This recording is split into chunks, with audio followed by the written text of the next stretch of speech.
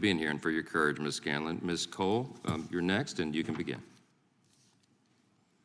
Good morning. My name is Chloe Cole, and I am a detransitioner. Another way to put that would be, I used to believe that I was born in the wrong body, and the adults in my life whom I trusted affirmed my belief, and this caused me lifelong, irreversible harm. I speak to you today as a victim of one of the biggest medical scandals in the history of the United States of America. I speak to you in the hope that you will have the courage to bring the scandal to an end and ensure that other vulnerable teenagers, children, and young adults don't go through what I went through. At the age of 12, I began to experience what my medical team would later diagnose as gender dysphoria. I was well into an early puberty, and I was very uncomfortable with the changes that were happening to my body. I was intimidated by male attention, and when I told my parents that I felt like a boy, in retrospect, all I meant was that I hated puberty, that I wanted this newfound sexual attention to go away, that I looked up to my brothers a little bit more than I did to my sisters. I came out as transgender in a letter I sent on the dining room table. My parents were immediately concerned. They felt like they needed to get outside help from medical professionals, but this proved to be a mistake. It immediately set our entire family down a path of ideologically motivated deceit and coercion. The gender specialist I was taken to see told my parents that I needed to be put on puberty-blocking drugs right away.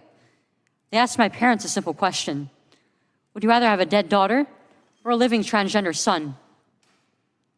The choice was enough for my parents to let their guard down, and in retrospect, I can't blame them.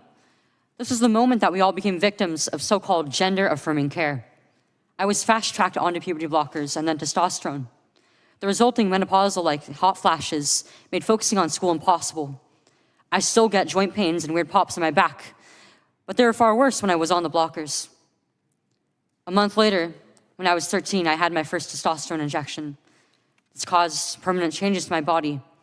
My voice will forever be deeper, my jawline sharper, my nose longer, my bone structure permanently masculinized, my Adam's apple more prominent, my fertility unknown.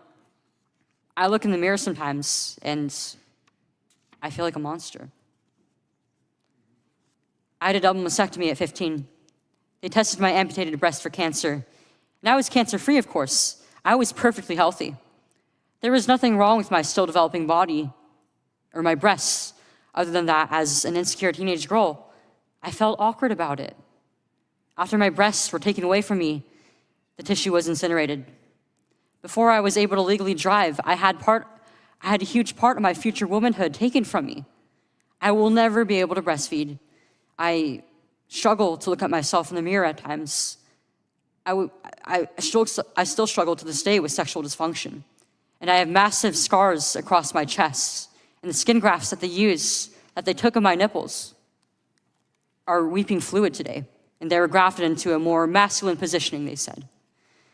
After surgery, my grades in school plummeted.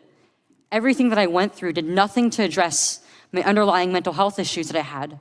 And my doctors, with their theories on gender, thought that all my problems would go away as soon as I was surgically transformed into something that vaguely resembled a boy. Their theories were wrong. The drugs and surgeries changed my body, but they did not and could not change the basic reality that I am and forever will be a female.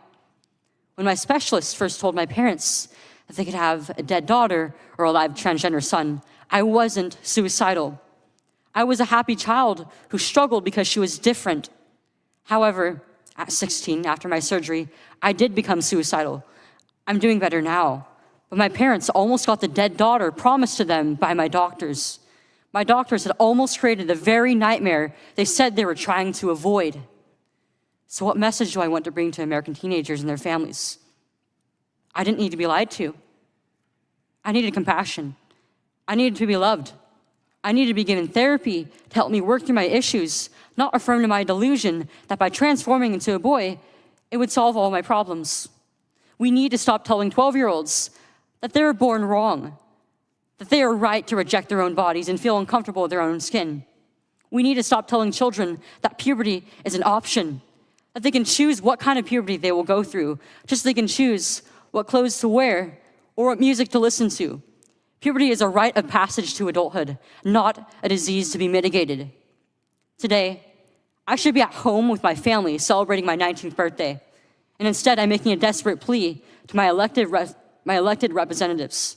Learn the lessons from other medical scandals like the opioid crisis. To recognize that doctors are human too, and sometimes they are wrong. My childhood was ruined along with thousands of detransitioners that I know through our networks. This needs to stop.